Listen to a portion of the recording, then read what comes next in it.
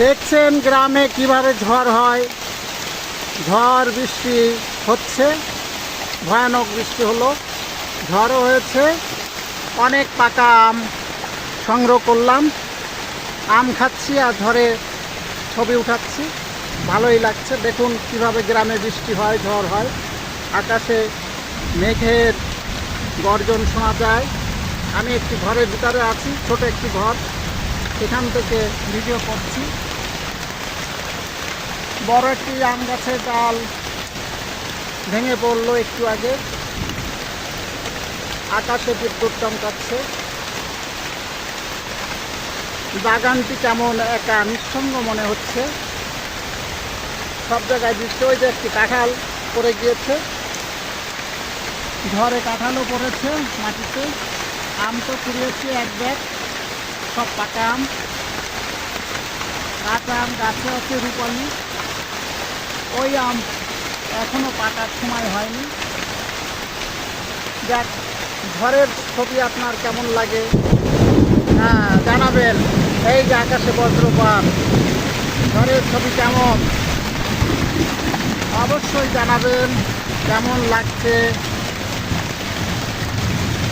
গ্রামের ঝড় দেখছেন, একটু আগে বিদ্যুৎ চমকালো খুব জোরে। কাঁঠাল এখনো পাকার সময় হয়নি, অনেক অনেক দেরি, তবে ঝড়ে ওখানে পড়ে গিয়েছে। এখানে আম বাগানে ঝড় হচ্ছে, অনেক রকম গাছ আছে, তেঁতুল গাছ আছে, মেহগিনি। বড় আম গাছটা ওই পাশে, বৃষ্টির কারণে দেখাতে পারছি না। ওখানে বড় আম পাওয়া গেছে পাকা। হ্যাঁ, আকাশে বজ্রপাত, অনেকদিন পরে প্রতীক্ষিত বৃষ্টি হচ্ছে। এই বৃষ্টির জন্য অপেক্ষা করেছিলাম। পরিবেশ গরম হয়ে গিয়েছিল, খুব অসহনীয় ছিল। রাতের বেলাও ঘুম হচ্ছিল না, এত গরম। যাই হোক, তারপরে গ্রামে এসেছি, ঠিকমতো রাতে ঘুম হয়নি গরমের কারণে। গ্রামে এসেছি একটু শান্তি খুঁজে পাওয়ার জন্য।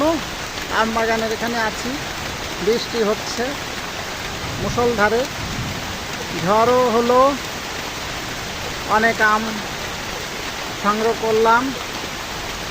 যাই হোক, সেই প্রতীক্ষিত বৃষ্টি